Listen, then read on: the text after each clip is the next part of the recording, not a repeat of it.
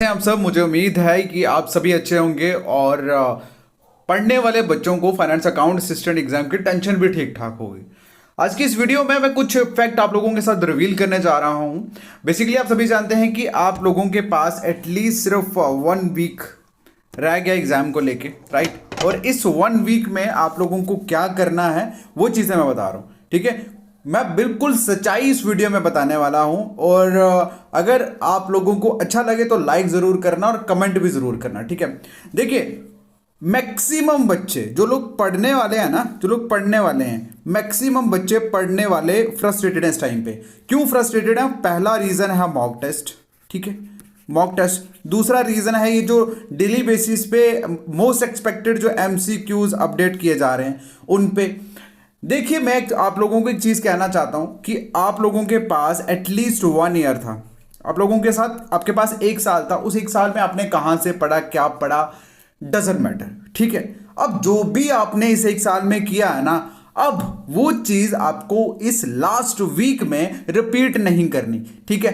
देखो, मुझे कॉल्स आ रही थी, वहां पे उनका कहना, पहली चीज का कहना, एक बच्चे का कहना था कि सर बायो जो इकोलॉजी वाला जो पोर्शन है, बायोडाइवर्सिटी वाला पोर्शन है, उसमें क्या क्या आ सकता है। देखिए, उसमें अनलिमिटेड चीज़ें हैं भाई, उसमें food chain, web, biodiversity reserve वगैरह भी आते हैं। उनका कहना था नेशनल पार्क्स और ये सभी चीज़ें आएंगी, ज़रूर आएंगी भाई, सब कुछ आएगा एग्जाम में। लेकिन एग्जाम को पास करने के लिए ज़रूरी नहीं भाई कि आपको 100% सिलेबस कंप्लीट होना चाहिए। मैं आपको एक चीज़ 100% ये बता देना चाहता हूँ, कॉम्पिटिटिव एग्जाम को पास करने के लिए आपको पूरा 100% सिलेबस आने की जरूरत नहीं है माय डियर। अगर आपका 80% सिलेबस भी कंप्लीट है विद 5 टाइम रिवीजन के साथ, आप एग्जाम क्रैक कर दोगे।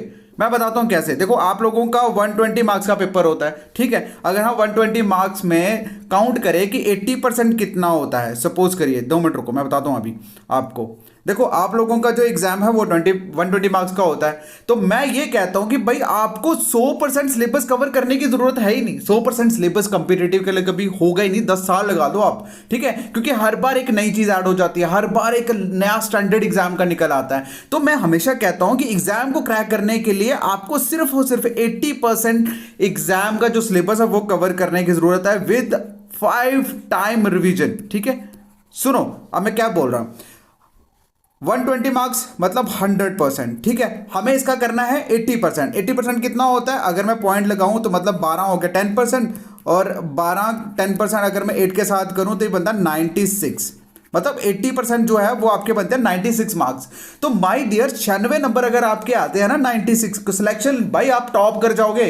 तो इसका सीधा सीधा मतलब ये है कि आपको सिर्फ और सिर्फ 80% पढ़ना है और सिर्फ 5 टाइम रिवीजन करना है। भाई अगर आपने 80% सिलेबस को कवर कर लिया ना विद 5 टाइम रिवीजन, ऐसा कोई एग्जाम ही नहीं है जिसे आप क्वालिफाई ना कर पाओ। लेकिन पागल पता क्या है, पागलपंती क्या हो गई है भाई, JNK में अगर आप यूट्यूबर्स के देखोगे ना, मैं कहता हूं इस टाइम पे कम से कम 20+ यूट्यूबर्स ऐसे हैं जो लोग इस कंपटीशन में घुसे हुए हैं। भाई बच्चों को क्या चाहिए, स्टूडेंट्स को क्या चाहिए एग्जाम पास करने के लिए, उनको कोई मतलब नहीं। वो क्या करते हैं, ये जो 20 यूट्यूबर्स आप देख रहे हो ना, एक दूसरे का कंटेंट देखते हैं और कोशिश करते हैं, इसने अगर ये कंटेंट डाला भाई मैं इसे टफ डालूंगा ताकि बच्चे को लगे मैं बड़ा अच्छा पढ़ा रहा हूं। भाई एग्जाम की तरफ तो कोई देख के राजी नहीं, और बच्चे बेचारे यहां फ्रस्ट्रेट हो रहे हैं, उनको पता ही नहीं कि कौन अच्छा दे रहा है कौन। भाई मैं सच बात बताऊं, यूट्यूबर्स आपस में ही भिड़ चुके हैं। इसमें ना कोई एग्जाम के रिलेटेड कंसीडर कर रहा है, ना किसी का कंसर्न कर रहा है। और मैं आपको एक चीज बता देता हूं गारंटीड के साथ, जितने भी बच्चे यूट्यूबर्स को इस टाइम पे लास्ट के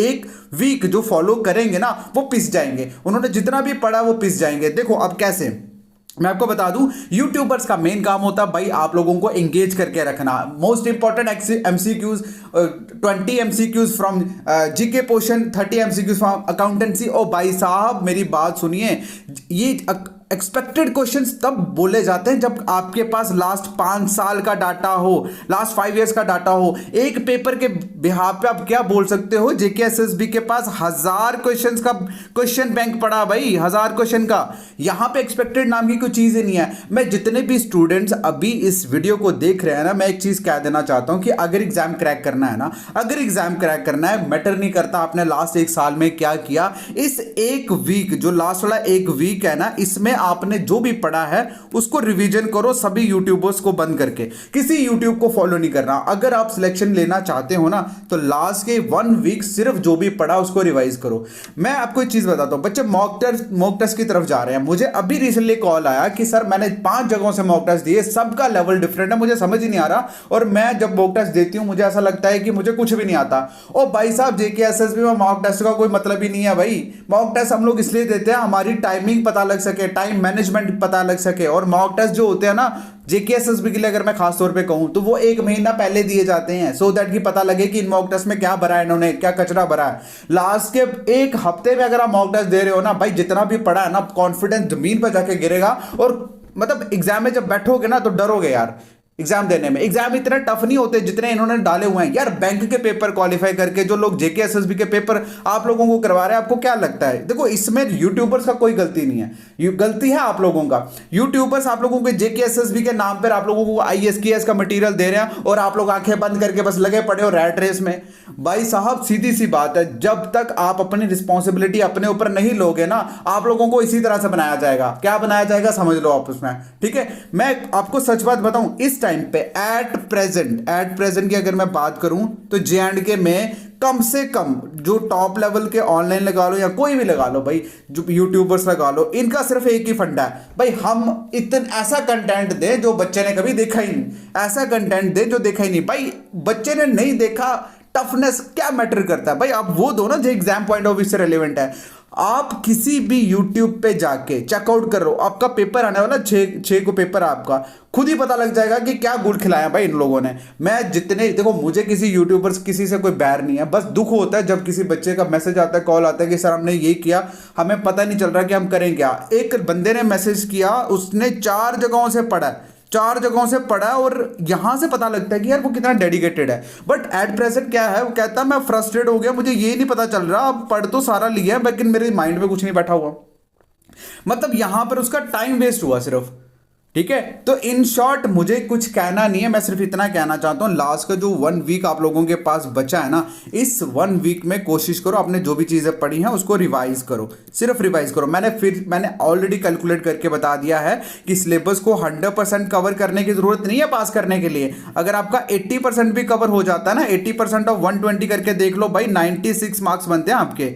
96 में से भी अगर 90 मार्क्स आपके आगे ना, तो सिलेक्शन लिस्ट से कोई बाहर नहीं करेगा आपको। प्रॉब्लम पता है क्या है? प्रॉब्लम ये है कि आप लोगों का जो ध्यान है वो लास्ट के 30 मार्क्स पे चला जाता है, 90 के बाद वाले जो मार्क्स है उस पर चला जाता है, और यही रीजन है कि आपकी सिलेक्शन नहीं होती। भाई सिलेक्शन लेनी है हमें, पीएचडी नहीं करनी। ये मैं बच्चों को कह रहा हूं। भाई यूट्यूबर्स का क्या है, देखो मैं खुद उस कैटेगरी में हूं, मैं खुद यूट्यूबर हूं, मैं खुद कोर्सेज देता हूं, लेकिन हमारा जितना भी कंटेंट आप देखोगे ना वो रेलेवेंट है यार JKSSB exam point of view से। क्यों? क्योंकि सारे के सारे टीचरों ने जेकेएसएसबी के एग्जाम क्वालिफाई किए हैं। भाई इस चीज को समझो और अपने एग्जाम की रिस्पॉन्सिबिलिटी खुद लो। लास्ट के जो आपके पास 1 वीक है ना, कोई मॉक टेस्ट नहीं देना, कोई मतलब आपको यूट्यूब पे जाना ही नहीं, एक्सपेक्टेड नाम की चीज निकाल दो। इस लास्ट के 1 वीक में आप लोगों का मेन फोकस होना चाहिए रिवीजन करो, और उस टॉपिक जो भी है उस टॉपिक के रिलेटेड एमसीक्यूज अगर कहीं पे मिलते हैं ना वो लगाओ।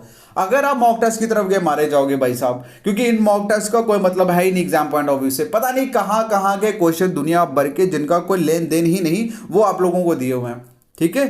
तो ये आप लोगों को एक वीडियो है जो मैं आपको मतलब ये मुझे खुद नहीं पता यार इस वीडियो में मैंने क्या क्या बोल दिया है, ये फ्रस्ट्रेशन थी जो मैंने निकाली है इस वीडियो में। और अगर आपको समझ आया होगा कि मैं क्या कहना चाहता हूं तो उस वीडियो को आप लाइक जरूर करोगे, कमेंट करके अपनी जो भी राय है वो जरूर शेयर करना। और आपको एक चीज बता दूं, एग्जाम की रिस्पॉन्सिबिलिटी खुद लोगे ना अगर रिस्पॉन्सिबिलिटी, तो अगर कल को फेल भी हुए ना तो आपको ये पता लग जाएगा रीजन क्या था फेल होने का। अगर खुद की रिस्पॉन्सिबिलिटी नहीं होगी ना, पेपर पास भी हो गया तब भी नहीं पता चलेगा पास हुआ कैसे। समझ आई? इसीलिए लास्ट वीक है, सिर्फ और सिर्फ आपको पता होना चाहिए मैं कर क्या रहा हूं। समझ आई? बाकी ऑल द बेस्ट मेरी तरफ से, और रब करे कि जो बंदा अच्छे से मेहनत कर रहा है उसकी सिलेक्शन हो जाए, ठीक है। All the best.